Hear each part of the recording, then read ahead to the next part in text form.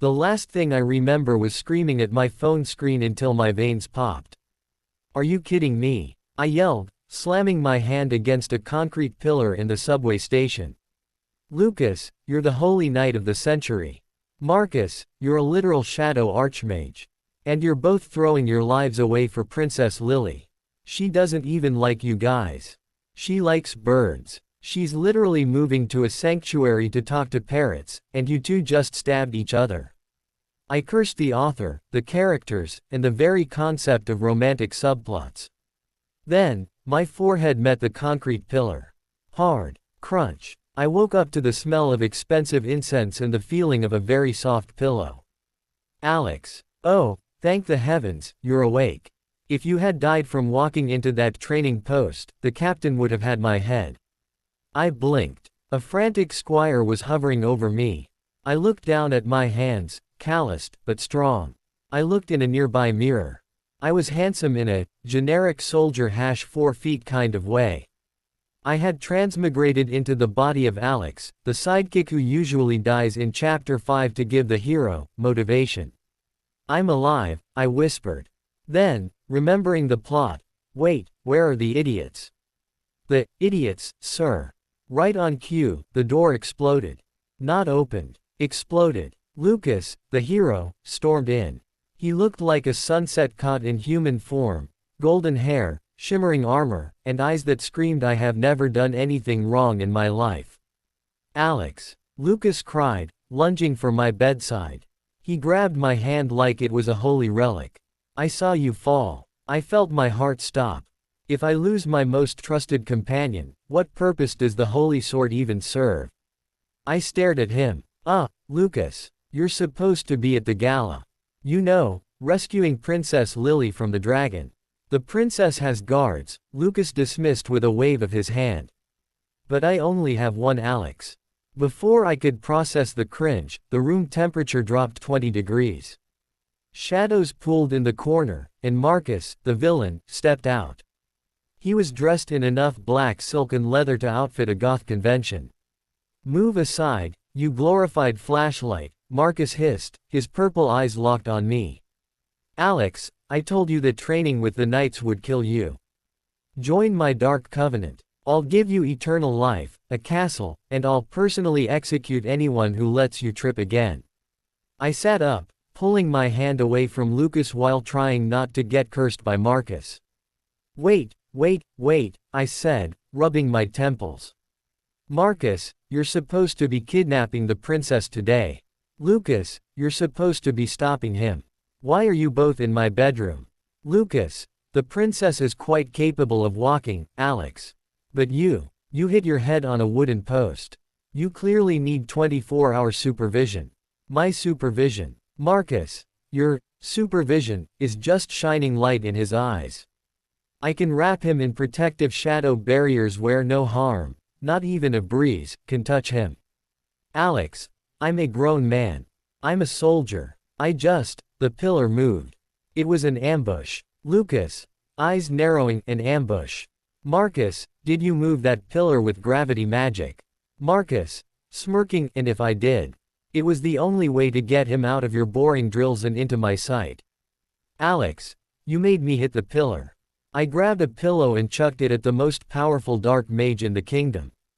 It hit him square in the face. The squire in the corner fainted. Marcus, slowly removing the pillow, looking strangely pleased. He threw it at me. Lucas, did you see that? He has such spirit. I'm taking him to the shadow realm for dinner. Lucas, over my dead, holy body. Lucas grabbed my left arm. Marcus grabbed my right. Alex, they said in terrifying unison. Who do you choose to escort you to the infirmary? I looked at the window. It was a long drop, but honestly, it looked safer than this room.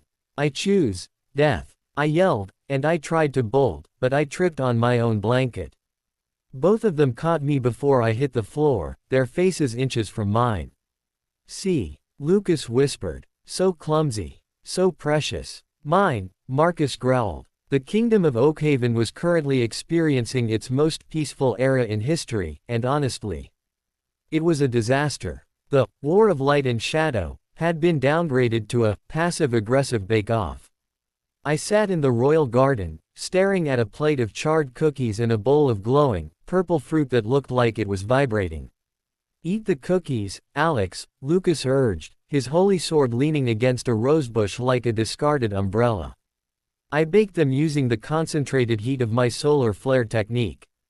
"They are crunchy. Like justice." "The fruit, Alex," Marcus countered, hovering a few inches off the ground. "I traveled to the abyssal plains this morning to pick these. They grant 500 years of life and taste like starlight and spite." I looked at the blackened, justice cookies, and the spite fruit. My stomach growled in fear. "Can I just have a sandwich?" I pleaded. "A normal, non-magical ham sandwich." Before they could start a magical duel over my lunch, a shadow loomed over the table. Princess Lily stood there, tapping her silk slipper. She was supposed to be the center of the universe. Instead, she looked like she'd been stood up at the altar by the entire world. "Lucas," she snapped, "you were supposed to escort me to the spring gala." "The gala has many steps, Lily," Lucas said without looking at her. "Alex has a weak ankle. I must stay here to ensure he doesn't succumb to gravity." "And you, Marcus." Lily turned to the villain. "You sent a letter saying you were going to kidnap me and hold the kingdom ransom." Marcus sighed, bored. "I checked my schedule. Kidnapping you involves a lot of screaming and logistics. Alex, on the other hand, is currently wearing the sweater I knitted him out of shadow silk. It's a much better use of my time." I looked down at the pitch-black, fuzzy sweater that was currently trying to nibble on my collarbone. "It's itchy, Marcus. It's literally trying to eat my neck." "It's just showing affection," Marcus murmured. Lily's eyes darted between the hero and the villain, then landed on me. She leaned in, squinting at my face like I was a math problem she couldn't solve. "What is it?" she demanded, grabbing my chin. "Is it the eyes? They're just brown. Is it the skin? You have a pimple on your nose. Why are the two most powerful men in the world acting like golden retrievers around a tennis ball?" "I don't know," I cried, throwing my hands up. "I'm a sidekick. I'm supposed to be standing in the background saying, 'Yes, my lord,' and then dying in a tragic fire." Author. If you can hear me. I hate you. I hope your ink dries up and your keyboard loses the S key. Sir Bob, a fellow knight and my only friend, walked by carrying a bucket. He stopped, looked at the hero, the villain, and the princess all surrounding me, and sighed. "Alex, the stables need cleaning," Bob said. "I'll go." I jumped up, desperate for the scent of horse manure over the scent of obsession. "No," Lucas and Marcus shouted in unison. "Lucas, a horse might kick you. I shall smite any horse that dares look at you with malice." "Marcus, I will replace all the horses with undead skeletal steeds. They don't kick. They just rattle." Princess Lily. "Wait, if everyone is watching Alex, then who is watching me?" She sat down abruptly, grabbing a justice cookie. She took one bite and immediately started coughing up sparks. "This is terrible," she gasped. "Alex, how do you deal with them?" "They're exhausting." "Listen," I whispered to Lily while the two idiots were busy arguing over whether a shadow barrier or a holy shield was better for my nap time. "They love you. Go stand over there and look, Princess Y. Maybe they'll remember the script." Lily stood on a pedestal, struck a majestic pose, and sighed dramatically. "Oh, how I long for a brave soul to notice my plight." Lucas didn't even turn around. "Alex, did you see that? A butterfly landed near you. Don't move, it might be an assassin in disguise." Marcus summoned a dark blade.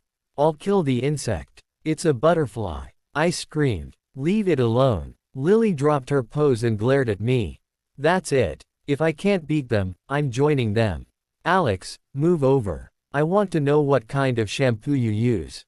Clearly, it has magical properties." "Alex, it's just soap. Plain soap. I'm going to go hide in the cellar." "Lucas, the cellar is dark. I'll bring the sun." "Marcus, the cellar is my domain. I'll bring the snacks." I fell to my knees, cursing the heavens. I just wanted to be a background character. The plan was simple. If I died in the original novel, I could surely die now and sneak out of the kingdom while everyone was busy mourning. I'd retire to a nice farm, grow some non-magical potatoes, and never see a glowing sword or a sentient shadow again. Sir Bob, I whispered, handing my friend a bag of gold I'd pinched from Marcus's bribe the guard stash. I need a realistic mannequin, 3 gallons of tomato juice, and a very convincing wig. Bob looked at the hero, who was currently polishing my shield with his own silk cape, and the villain, who was enchanting my socks to stay forever warm. Alex, Bob sighed. They're going to level the continent if they think you're dead. Nonsense. They'll just move back to Princess Lily. It's narrative destiny. I chose the high balcony of the West Tower. It was dramatic. It had lighting. It had a very soft hay cart at the bottom that I had personally fluffed for 3 hours. Goodbye, cruel world, I shrieked, making sure Lucas and Marcus were within earshot. The pressure of being a sidekick is too much. I am throwing myself into the abyss. I shoved the mannequin, dressed in my spare uniform, over the edge and ducked behind a pillar, ready to bolt for the secret servant's exit. Crash. The tomato juice exploded perfectly. It looked like a crime scene in a ketchup factory. I waited for the, oh no, anyway, moment. I waited for them to turn to Lily and say, well, Alex is gone, let's get married. Instead, the air pressure dropped so hard my ears popped. The meltdown. Alex. The scream wasn't human. It was a duet of celestial fury and demonic despair. Lucas reached the balcony in a literal blur of gold light. He didn't even use the stairs, he just ran up the vertical wall. He looked down at the body, and his face went whiter than his holy robes. No, no, no, no, Lucas stammered, his hands shaking so hard he dropped his legendary sword. The prophecy, the light, it's gone. If the world didn't protect him, then the world doesn't deserve to exist. Marcus appeared in a whirlwind of black feathers. He didn't even look at the mannequin. He looked at the sky and screamed, reverse time. I command the Chronos demons to turn back the clock. Wait, wait, I hissed from behind the pillar. Marcus, don't break the space-time continuum for a sidekick. I tried to sneak away, but I tripped over my own escape bag. The clatter of my spare tin plate echoed like a thunderclap in the silent, grieving courtyard. Both heads snapped toward the pillar. Alex, Lucas whispered, his eyes red-rimmed. You're alive. Marcus's voice was dangerously low, a mix of relief and, I'm going to chain you to a bed.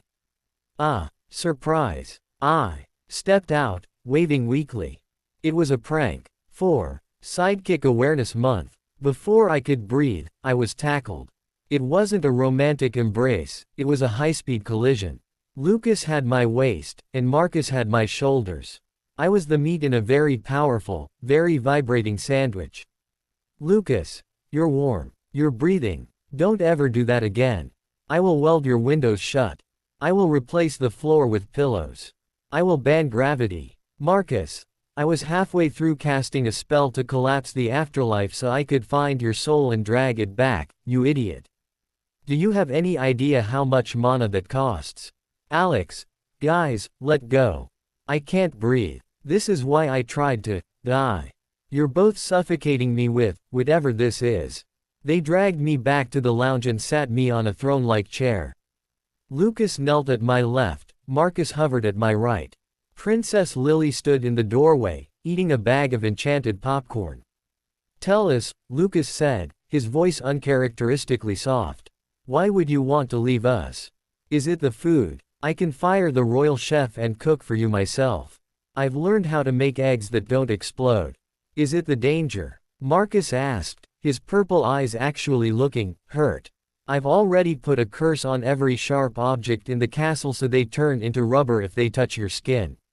I looked at them. I wanted to yell. I wanted to tell them they were supposed to be rivals. But for the first time, I didn't see the hero or the villain. I saw Lucas, whose golden aura was dimmed because he was genuinely terrified of being alone. And I saw Marcus, the guy who spent his childhood in a dark tower, looking at me like I was the only thing that made the world make sense. Alex, it's not the food. It's just, you guys are supposed to be great men. You're supposed to lead armies and conquer the world. I'm just Alex. I'm the guy who forgets to sharpen his sword. I'm the guy who gets distracted by shiny rocks. Lucas, but you're the only one who doesn't look at me like a god, Alex. You call me an idiot when I'm being one. I need that. Marcus, and you're the only one who isn't afraid of my shadows. You used my cloak of eternal night to dry your laundry last Tuesday. Do you know how insulting and refreshing that was? Princess Lily, muffled through popcorn. He's got a point. You guys are super weird when he's not around. Last time Alex went for a nap, Lucas tried to duel a fountain because it was splashing too loudly near the infirmary. I sighed, sinking into the cushions. My escape was a total failure. Fine, I groaned. I won't fake my death again. But under one condition. Lucas and Marcus, in sync, anything. Alex, stop fighting over who gets to carry me to bed. I have legs. Use them for your war or something. Lucas, the war is cancelled. We've signed a peace treaty. Marcus, the border is now just a giant park where we can take you for picnics. Alex, I hate this novel. I hate it so much. I leaned back, and Lucas immediately started fanning me with a giant palm leaf, while Marcus summoned a tiny, cold raincloud just to keep my drink chilled. Author, I whispered to the ceiling. If you're watching, give me a break. Or at least give me a raise. I was currently being sandwiched between a hero who was trying to hand-feed me grapes and a villain who was debating whether to enchant my bedsheets with ever warm or eternal silk spells. Lucas, I have hands. I can feed myself, I groaned, pushing away a grape that was literally glowing with holy energy. But Alex, you looked so exhausted after your death attempt, Lucas said, his eyes white and shimmering like a kicked puppy. Your motor functions might be compromised by the trauma. Let me assist. I'll assist him into a coffin if you don't move your hand, Lucas, Marcus hissed, his fingers sparking with purple lightning. Alex, ignore the golden idiot. I've redesigned the North Tower. It now has a 360-degree view of the kingdom and a specialized room just for your rock collection. I don't have a rock collection. I yelled. You will. I'll buy you the best rocks. The sturdiest rocks. Only the finest granite for my Alex. I collapsed onto the sofa, burying my face in my hands. Author, if you're up there, if you have even a shred of mercy, fix this. Put the plot back on the rails. Make them fight each other. Make them love Lily. Just give me my background character life back. Suddenly, the world froze. The grapes stayed suspended in midair. Lucas's annoying, handsome face was stuck in a pout. Marcus was frozen mid-glare. Even the fly buzzing near the window stopped. Opening square bracket ... Testing. 1, 2. Can you hear me, Alex? A voice boomed inside my cranium. It sounded like a tired college student who had stayed up too late on caffeine and bad decisions. Author, I whispered, looking around the frozen room. Is that you? Fix it. Delete the obsession tag. Bring back the epic war and tragic romance. Look, buddy, the voice sighed. I tried. I really did. I wrote 3 chapters where Lucas and Marcus were supposed to have a legendary duel over the Sacred Valley. But do you know what happened? They fought. I asked hopefully. Number. They spent 40 pages discussing which color of curtains would look best in your guest room. The readers went wild. The Alex Protection Squad fan club grew by 400% in 1 hour. My views are through the roof. But I'm a man. I'm a soldier. I'm supposed to die in Chapter 5. Yeah, about that. Chapter 5 has been retitled, The Sidekick's Nap Time. My editor told me if I kill you off, the fans will hunt me down. So, the plot is officially dead. This is a slice of life romance now. Deal with it. I refuse. I screamed at the ceiling. Put me back in the subway. I'll apologize to the pillar. I'll kiss the concrete. Too late. But hey, as a Sorry for ruining your life. Gift, I'm giving you a blessing. You now have infinite stamina and universal charm. It should help with the marriage. Marriage. WHO said anything about marriage? The fans. They've already picked out the flowers. Lilies for the princess, who is the maid of honor, by the way, and gold-trimmed black roses for you. Anyway, luck. Don't trip on any more pillars. Pop. Time snapped back. And that is why granite is superior to marble. Marcus finished his sentence, looking smug. Alex, you look pale, Lucas said, leaning in so close I could smell the scent of pure justice, which smells remarkably like expensive sandalwood. Did you have a vision? Was it a vision of our wedding? I've already drafted the guest list. It's mostly just us and 5,000 guards to make sure you don't run away. I stared at them, the author's words ringing in my ears. Infinite stamina. Universal charm. The author is a hack. I shouted. Marcus, blinking, the author. Is that a new god? Should I kill him? I can sacrifice a goat to this author, if it makes you happy. Lucas. No, Marcus, we must build a temple to the author. Clearly, he is the one who granted me the wisdom to realize that Princess Lily is just a friend and Alex is the center of the solar system. Listen to me. I grabbed both of their collars, pulling them down to my level. I am not getting married. I am a sidekick. I am supposed to stand behind you and look slightly worried while you do cool stuff. Oh, Alex, Lucas said, patting my head like I was a particularly cute puppy. You're so humble. It's your best quality. Besides, Marcus added, sliding an obsidian ring onto my finger before I could pull away. The invitations are already sent. The Dark Realm and the Holy Kingdom have merged into the Empire of Alex. I'm the Prime Minister, Lucas is the General, and you're the treasure. Alex, I'm a person.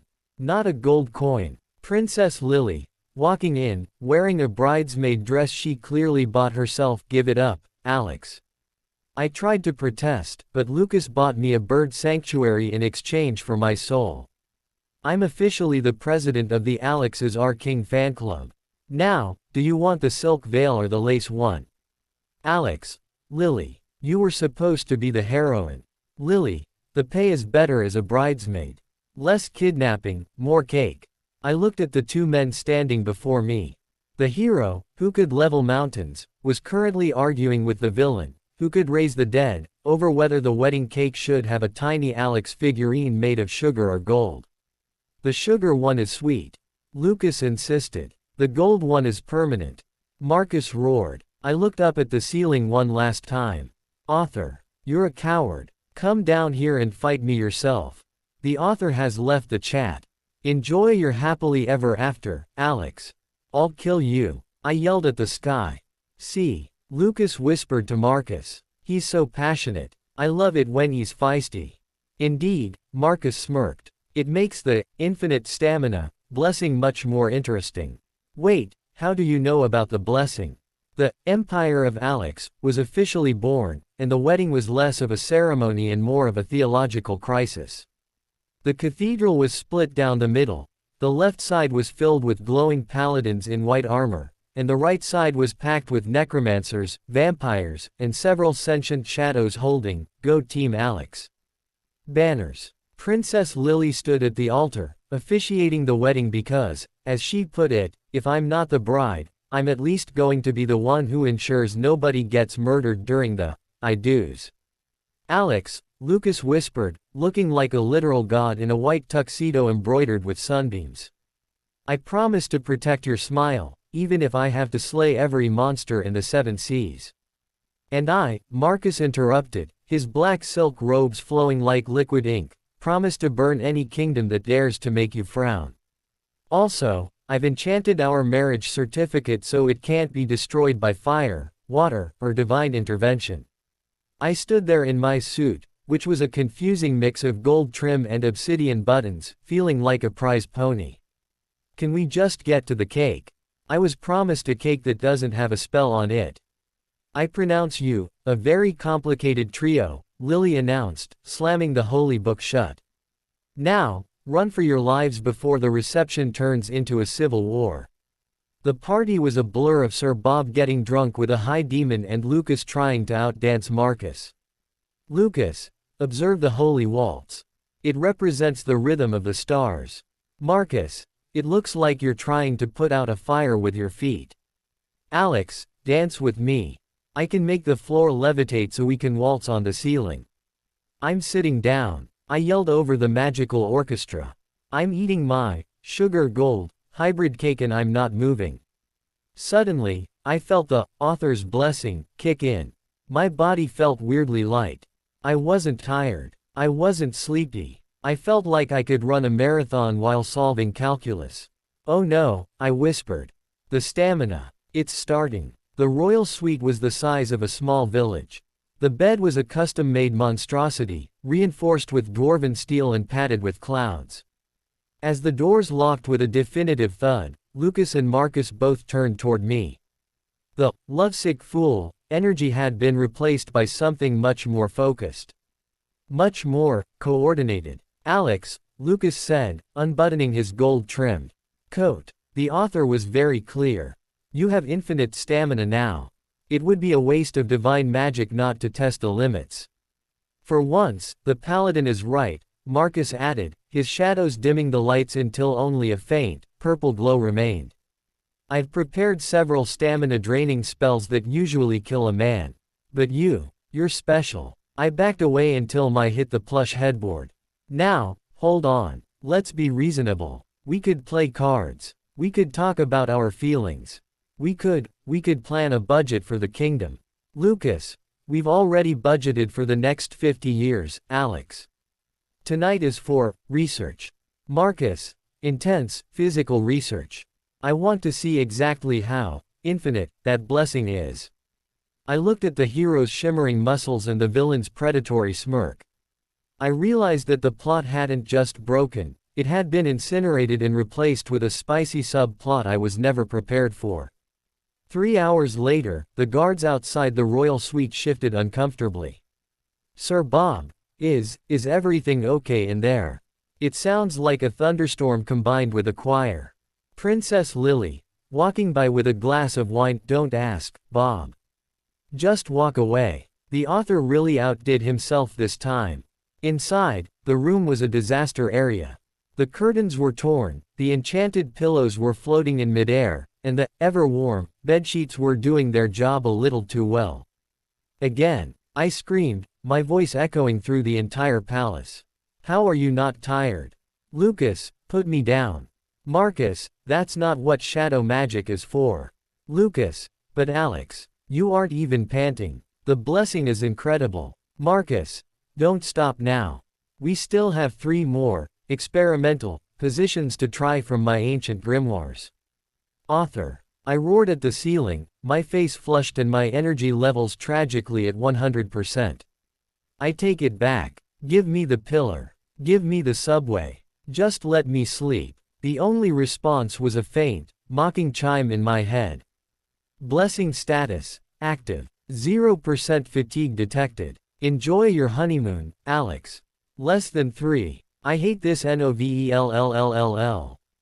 The scream was heard as far away as the neighboring kingdom, marking the official start of a very long, very sleepless, and very happy reign for the sidekick turned king. The end. Next. There another story. The crystal chandeliers at the Henderson estate were vibrating from the sheer volume of family networking, but Leo was currently more interested in the shrimp cocktail than his future. At 19, Leo was a whirlwind of bleached blonde hair, oversized designer streetwear, and a chronic inability to read a room, or rather, a refusal to. Leo, stand up straight, his mother hissed, swatting his hand away from a 5th shrimp. The Vancourts are here. William is here. Is William the one with the stick up his butt or the one who looks like he smells like expensive limestone? Leo asked, grinning. He is a CEO, Leo. He's 35, stable, and very, very rich, his father added, adjusting Leo's crooked tie. And he's standing right behind you. Leo spun around, nearly hitting a tall, towering wall of charcoal gray wool. William Vancourt didn't just walk into rooms, he conquered them. At 35, his face was a masterpiece of sharp angles and get-to-work expressions. He looked at Leo like he was a particularly confusing bug. William, his father, Arthur Vancourt, boomed. "This is Leo. The one we told you about." William's gaze swept over Leo's ripped jeans, which were definitely not gala appropriate, and the faint smear of cocktail sauce on his thumb. "I see. He's vibrant." Vibrant. That's code for annoying, right? Leo chirped, sticking out a hand. "Nice to meet you, Will. I am. Love the suit. Does it come with a personality, or is that sold separately?" The silence that followed was heavy enough to sink a ship. William didn't take the hand. Instead, he adjusted his cufflinks. "It's William," he said, his voice like velvet over gravel. "And I don't believe in personalities that require me to wear denim with holes in it to a black tie event." 10 minutes later, the two were shoved into a private library by their parents, who literally locked the door, so they could talk. "This is kidnapping," Leo shouted at the door, kicking it lightly. "I have a human rights lawyer on speed dial." "Well, I have my roommate, Toby, who watched 3 episodes of Suits, but it's the same thing." "Sit down," William commanded. He had already claimed the leather wingback chair, looking perfectly at home amidst dusty books and silence. "Make me, Mr. CEO," Leo retorted, but he sat down anyway because William's boss voice was actually kind of terrifying. "Look, I know why we're here. Our parents want to merge the empires or whatever. But I'm 19. I want to go to festivals and accidentally fail my chemistry midterms. I don't want to be a trophy husband for a guy who probably schedules his bathroom breaks." William leaned forward, his eyes narrowing. "For once, we agree. I have a multi-billion-dollar company to run. I don't have time to babysit a college student who thinks a balanced diet is eating 2 different colors of Skittles." "Hey, I also eat ramen," Leo defended. "Exactly," William sighed. "I have no intention of marrying you. You're loud, undisciplined, and you're currently tracking glitter onto my family's Persian rug. And you're a grumpy old man who probably thinks TikTok is a type of clock," Leo shot back. Suddenly, the door creaked open. Toby, Leo's best friend who had snuck in as a waiter, poked his head in. "Pissed. Leo, I found the expensive champagne. Also, your mom is currently telling William's dad that you're great at embroidery." "Why did she lie like that? You can't even sew a button." "Toby, get out," Leo hissed. "Wait," William interrupted, his eyes flickering with a devious thought. He looked at the chaotic duo, the college kid and his spy friend, and then back at the door where their parents were undoubtedly eavesdropping. "Leo, if we tell them no right now, they'll just find someone else. My father is obsessed with settling me down." Leo tilted his head. So, we pretend to try," William said, a slow, icy smirk forming. "We date. I'll be so insufferable that you'll break up with me, and you'll be so chaotic that my father will beg me to stay single. We sabotage the arrangement from the inside." Leo's eyes lit up. This was better than a prank, it was a mission. "So, I get to be your worst nightmare. I can do that. I'm a pro at being a nightmare." "I have no doubt," William muttered, standing up and smoothing his suit. "We start tomorrow. I'll pick you up for brunch. Actually, don't dress up. Be as horrifying as possible." "You got it, Captain Cold," Leo saluted. As William walked out, Toby whispered, "Are we sure about this, Leo? He looks like the kind of guy who has people disappeared." Leo grinned, watching William's broad shoulders disappear into the hallway. "Oh, he's definitely going to regret this. But hey, at least I get a free brunch out of it." The next morning, William's pristine black Maybach pulled up to Leo's dorm. William was already checking his watch. He had precisely 45 minutes for brunch before a board meeting. Leo emerged from the building looking like a neon explosion. He was wearing an oversized lime green hoodie, mismatched socks, and was carrying a half-eaten bag of spicy Cheetos. "Good morning, sunshine," Leo chirped, sliding into the buttery leather seat. William physically winced. "There is orange dust on your fingers. Do not touch anything. Is that a ferret in your pocket?" "This is Barnaby," Leo said, patted a suspicious lump in his hoodie. "He has anxiety. He's my emotional support rodent. Anyway, where are we going?"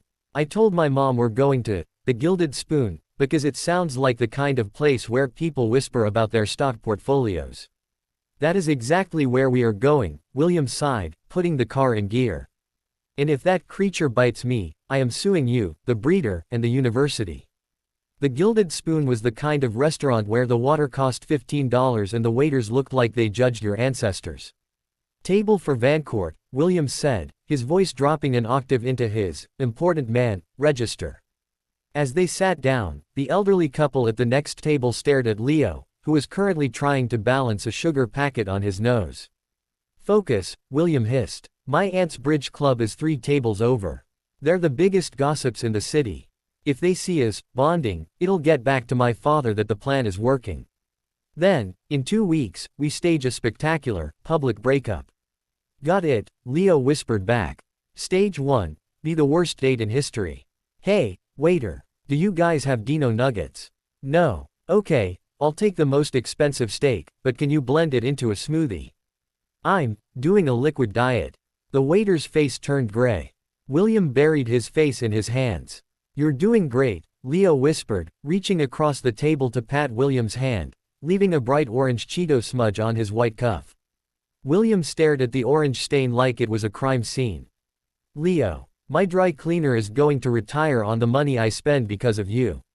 Just as Leo was explaining to William why The Fast and the Furious is actually a Shakespearean tragedy, a tall, elegant woman in a Chanel suit sauntered over.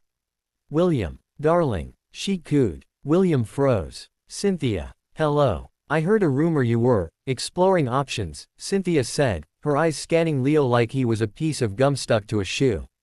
Is this a charity project? Or did you hire a clown for the afternoon? Leo didn't skip a beat. He grabbed William's hand and looked up at him with wide, watery eyes. Daddy, who is this lady? Is she the one who keeps calling you about the extended warranty on your car? William choked on his espresso. Daddy, Cynthia gasped, her jaw dropping.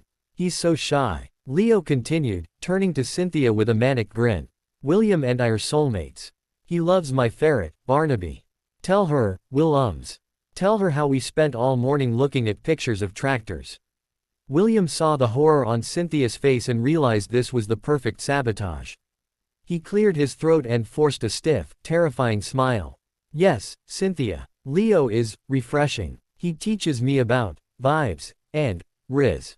Now, if you'll excuse us, we have to go buy him some more glitter glue. Cynthia fled the restaurant so fast she left a trail of expensive perfume. That was amazing. Leo cackled as they walked back to the car.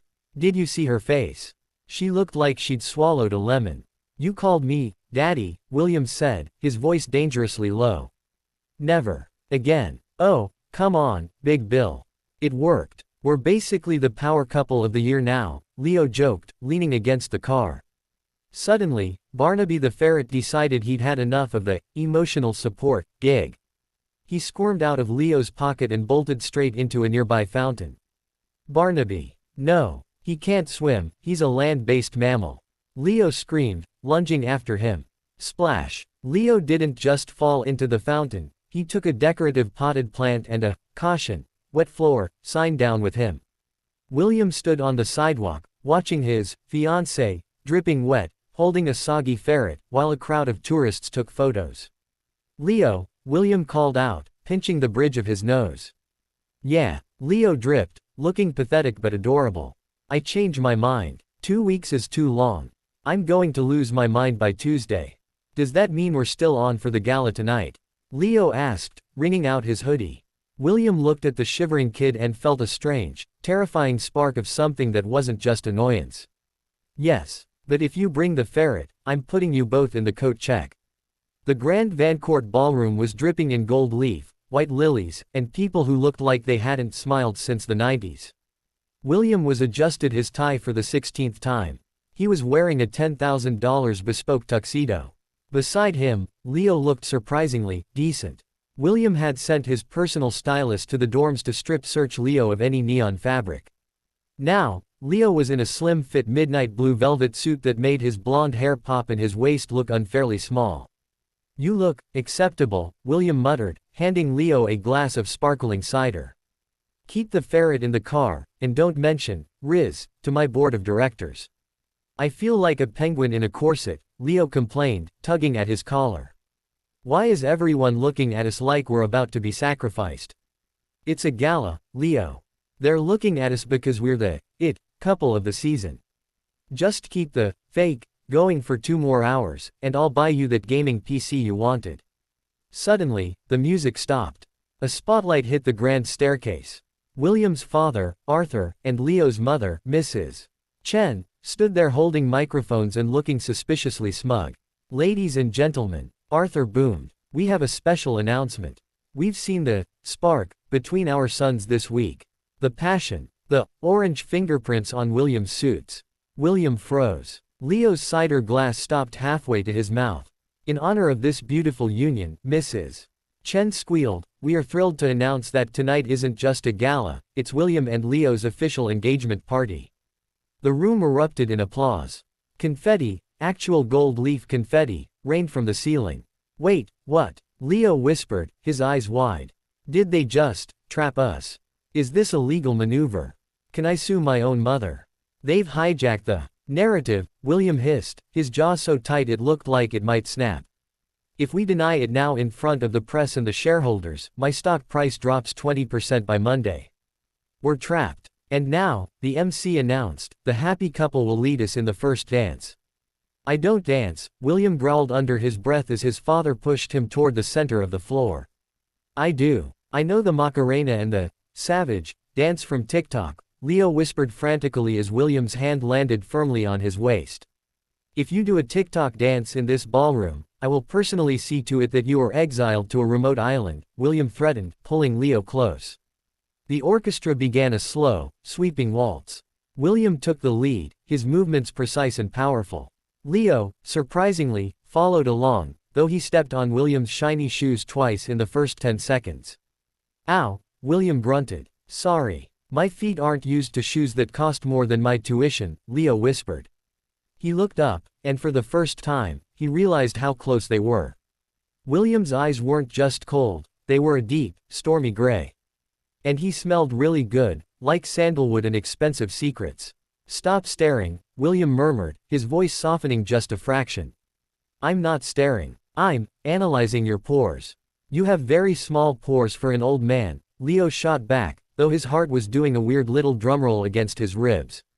William let out a short, genuine huff of laughter, a sound so rare the nearby waiters gasped. You are a menace, Leo. Yeah, well, you're a grumpy statue, Leo retorted. He leaned his head against William's shoulder for the benefit of the cameras, but stayed there a second too long. So, are we actually engaged now? Does this mean I get a discount on Vancourt products? It means, William said, his hand tightening slightly on Leo's back as he spun him around the floor, that my life has officially become a romantic comedy I never auditioned for.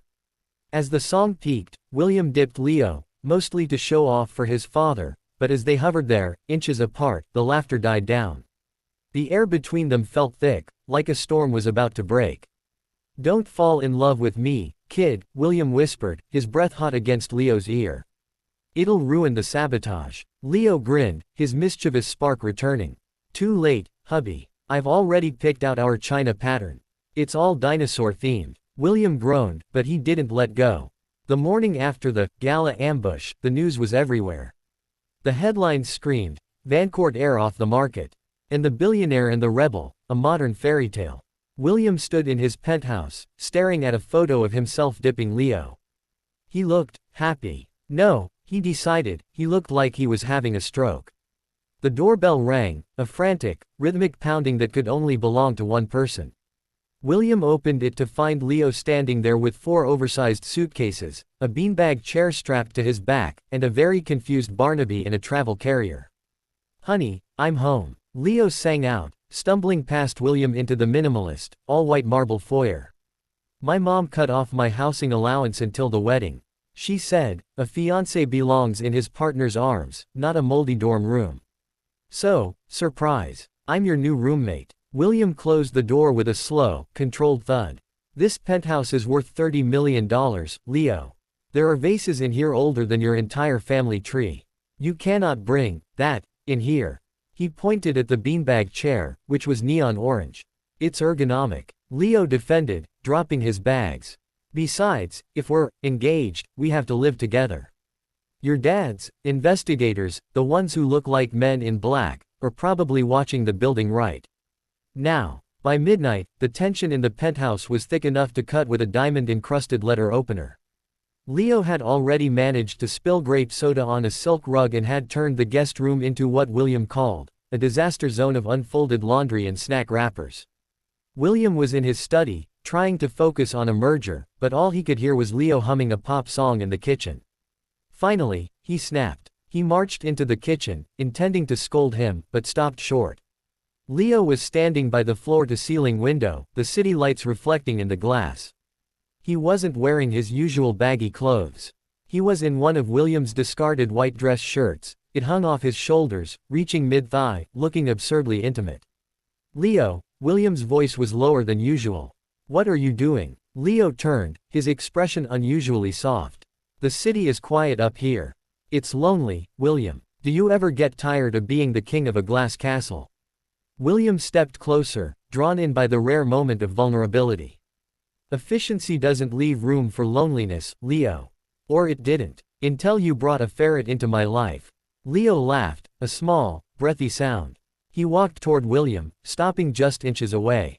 The playful, naughty student persona had faded, replaced by something raw. "You act so cold, but you held me so tight during that dance. Was that for the cameras, too?" William looked down at him. Up close, Leo didn't look like a troublemaker. He looked like a spark of electricity that William had been missing for 15 years.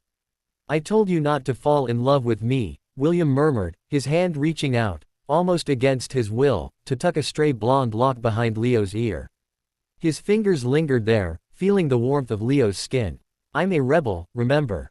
Leo whispered, his gaze locking onto William's lips. "I don't follow instructions. Especially yours." The air between them changed. The fake part of the arrangement felt miles away, replaced by a magnetic pull that made William's heart hammer against his ribs. He was a man of logic, of contracts and fine print, but there was no clause in his life for the way Leo was looking at him right now. William's hand slid down to Leo's nape, his thumb tracing the jawline.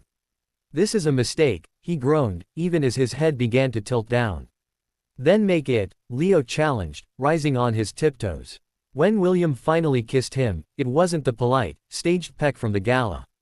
It was a collision. It was desperate and hungry, the culmination of a week's worth of suppressed irritation turning into pure, unadulterated passion. William backed Leo up against the kitchen island, his hands gripping Leo's waist with a possessive strength that made Leo gasp into the kiss.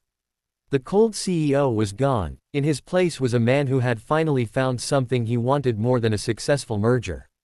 Leo wrapped his arms around William's neck, pulling him closer, his fingers tangling in William's perfectly styled hair. The world outside the glass walls, the parents, the scandal, the fake engagement, didn't matter. "William." Leo breathed against his lips, his voice trembling. William pulled back just an inch, his forehead resting against Leo's. His eyes were dark, burning with a fire that would have terrified his competitors. "If we do this," William warned, his voice a rough velvet caress, "there is no going back to fake. I don't share what's mine, Leo." Leo smiled, a genuine, beautiful curve of his lips. "Good. Because I'm pretty sure I'm a high-maintenance investment, Mr. Vancourt. You better be ready to pay the price." William didn't answer with words. He picked Leo up, Leo's legs instantly wrapping around his waist, and carried him toward the master bedroom, leaving the neon beanbag and the grape soda stains far behind. The morning after the shift, William woke up to the smell of burnt toast and the sound of heavy metal music. He walked into his kitchen to find Leo, still in William's oversized shirt, aggressively scrolling through a tablet while Barnaby the ferret wore a tiny, handmade bow tie. "William. Great, you're awake," Leo chirped, sliding a plate of charcoal black bread toward him. "Our moms called 6 times. Apparently, since we're so in love, the wedding is in 3 weeks. I've started the mood board." William sat down, rubbing his temples. The passion of the previous night was still buzzing in his veins, but the reality of Leo's creative vision was a sobering bucket of ice water. 3 weeks. That's a corporate merger timeline, not a wedding. And what, pray tell, is on this mood board? Leo flipped the tablet around. William blinked. Is that a bouncy castle? William asked, his voice flat. It's an interactive inflatable cathedral, William. Get with the times, Leo corrected. And for the venue, I was thinking the local abandoned zoo. It's got vintage chic vibes and plenty of room for the taco trucks. Against his better judgment, William spent the afternoon in his SUV, driven by Leo's artistic intuition. Stop 1. The industrial chic warehouse. It was a literal garage with rust on the walls and a suspicious puddle in the center of the floor. Imagine it. Leo gestured wildly. Neon lights, graffiti artists doing live portraits of the guests, and instead of a cake, we have a giant wall of donuts that people have to throw darts at to win. Leo, William said, stepping carefully over a piece of scrap metal in his $4,000 loafers. My board of directors consists of men who still use pocket watches. If I ask them to eat a donut they won by throwing a sharp object, they will have collective heart attacks. They need the adrenaline, Will. It'll improve their circulation. Stop 2. The underwater observatory. Pros. Fish, Leo noted.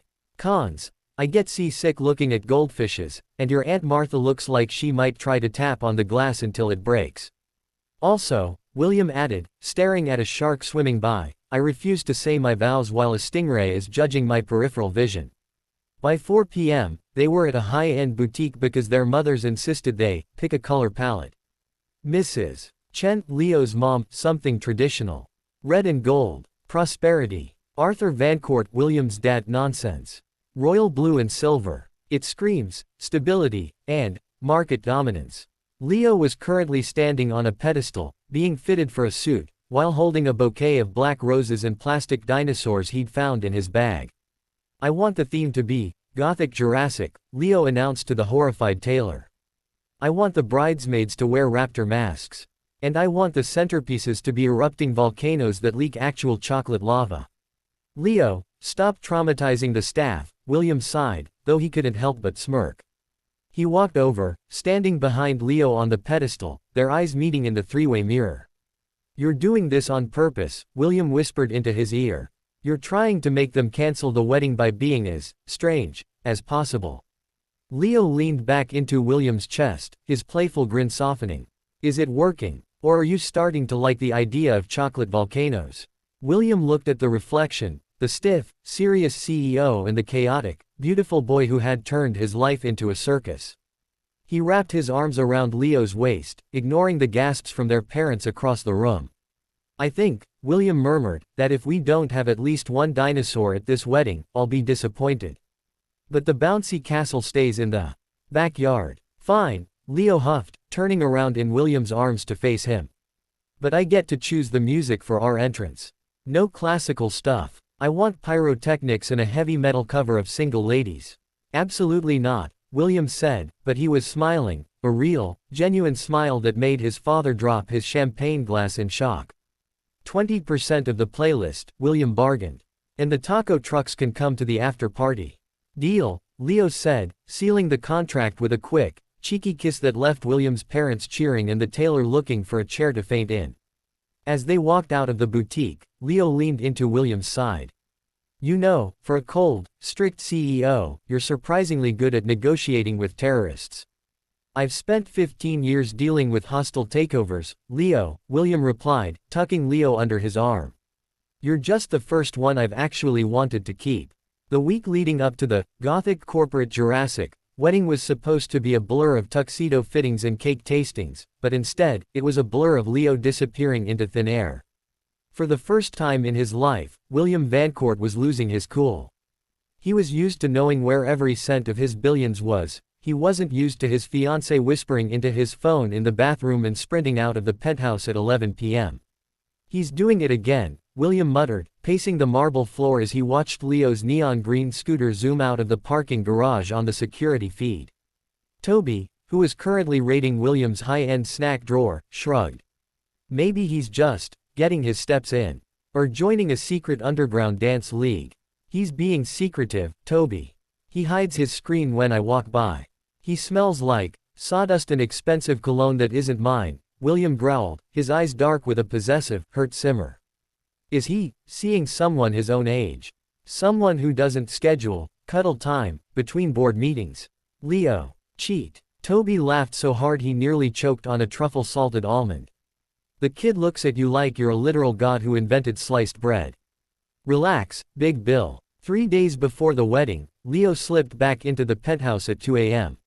He was covered in a fine layer of white dust and looked exhausted. William was waiting in the dark, sitting in his armchair like a Bond villain.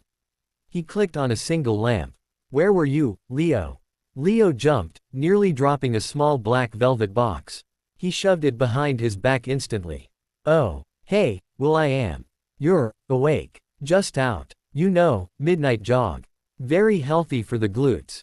You don't jog. You once called an Uber to cross the street, William said, standing up and walking toward him, his shadow towering over the smaller boy. You've been lying to me for 2 weeks. Who is he? Leo blinked, confused. Who is who? Barnaby. He's in his cage, man. The person you're seeing. William's voice cracked with a rare flash of raw emotion. If you don't want this, if you found someone who isn't a grumpy statue, just tell me. Don't make a fool of me. Leo's jaw dropped. You think I'm cheating on you? The man who bought me a life-sized inflatable T-Rex and kisses me like the world is ending. Then explain the dust. Explain the secret calls. I can't. It's a surprise. Leo yelled back. Show me the box, Leo. Leo looked at William's pained expression and sighed, his shoulders slouching. Fine. You ruined it. You're such a control freak, you know that. He reached behind his back and handed over the velvet box. William opened it, expecting a burner phone or a scandalous note. Instead, he found a pair of heavy, hand-carved silver cufflinks. They weren't just any cufflinks, they were shaped like tiny, intricate fossils, with a single, high-quality diamond embedded in the eye of the creature. I've been going to a silversmith workshop in the North District, Leo mumbled, looking at his feet. That's why I smelled like sawdust and metal. I wanted to make you something. Something that was, us. Professional and expensive for you, but a little bit weird for me. I've been practicing for weeks because I kept messing up the casting process. William stared at the cufflinks. They were beautiful, unique, and clearly handmade with an amount of patience he didn't think Leo possessed. And the phone calls? William asked softly, his heart doing a slow, guilty thud. That was the jeweler telling me the diamonds arrived. I wanted them to be perfect for the wedding, Leo huffed, crossing his arms. I'm not cheating, you big dummy. I was just trying to be romantic. It's exhausting. William felt like the world's biggest idiot. He reached out, pulling Leo into a crushing hug, burying his face in the crook of Leo's neck. I'm sorry, William whispered. I've never had something I was so afraid to lose before. Leo froze, then slowly relaxed, wrapping his arms around William's broad back. Is the big scary CEO actually a big softie? Do you need an emotional support ferret? Maybe, William chuckled breathlessly. He pulled back, cupping Leo's face. They're the most beautiful things I've ever owned. Thank you, Leo. Don't get too mushy, Leo warned, a mischievous glint returning to his eyes. You still have to wear them with the dinosaur socks I bought. No negotiations. William kissed him, deep, lingering, and full of apology. Deal. Now, go take a shower. You smell like a construction site. Only if you come scrub the cheating thoughts out of my head, Leo winked, darting toward the bathroom. William watched him go, a silly, lopsided smile on his face. The wedding was in 3 days, and for the first time, he didn't care about the stock price or the press. He just wanted to marry his chaotic, fossil-carving rebel. The day of the Vancourt Chen wedding was, as predicted, a beautiful disaster. The venue was a historic cathedral that William had rented for a small fortune, but the decor was pure Leo. Stone gargoyles were adorned with neon flower crowns, and the aisle was lined with life-sized ferns. As the orchestra, under Leo's strict, secret instructions, began a heavy metal, symphonic rendition of Single Ladies, the heavy oak doors swung open. William stood at the altar, wearing the fossil cufflinks Leo had made. When he saw Leo walking down the aisle, his heart skipped a beat. Leo was wearing a white-on-white tuxedo with a cape, yes, a cape, and he was grinning like he'd just won the lottery. You look ridiculous, William whispered as Leo reached him. You're crying, Leo whispered back, pointing at the single tear sliding down William's cheek. "It's the smoke machines you insisted on," William lied. The vows were short because Leo kept getting distracted by a dragonfly, but when William took Leo's hand and said, "I, William, take you, Leo, to be my chaotic, unpredictable, and beloved husband," the room went silent. It wasn't a business deal anymore. "I do," Leo shouted before the priest could even finish. Hours later, the Gothic Jurassic reception had ended. Leo had successfully led a conga line that included 3 billionaire CEOs and a very confused Barnaby the ferret. The couple finally retreated to the honeymoon suite, a sprawling penthouse overlooking the ocean. The room was filled with white roses, but Leo had already kicked off his expensive shoes and was trying to unfasten his cape. "Stupid designer buttons," Leo grumbled, struggling with the silk. William walked up behind him, his movements slow and deliberate. "Allow me." His large, steady hands replaced Leo's fumbling fingers. As the cape fell to the floor, William didn't move away. He pressed his chest against Leo's back, his hands sliding around to rest on Leo's waist. "Mr. Vancourt," Leo breathed, his bravado finally flickering into a shy, nervous energy. "The party's over. No more cameras. No more parents. Just us." William turned Leo around in his arms.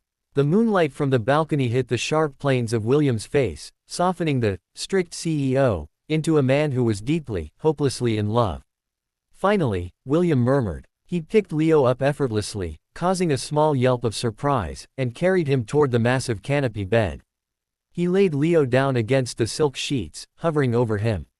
Leo reached up, his fingers tracing the line of William's jaw. "You know, when we met, I thought you were the most boring man on earth. And now?" William asked, his voice dropping to a gravelly, passionate low as he began to unbutton his shirt. "And now," Leo whispered, pulling William down by his silk tie, "I think you're the only person who can actually keep up with me." The kiss that followed was no longer a negotiation or a performance. It was a promise. As the discarded tuxedo pieces hit the floor, the cold CEO proved to his young husband that while he might be strict in the boardroom, in the bedroom, he was nothing but devoted. The fake engagement had ended, but the real story was only just beginning.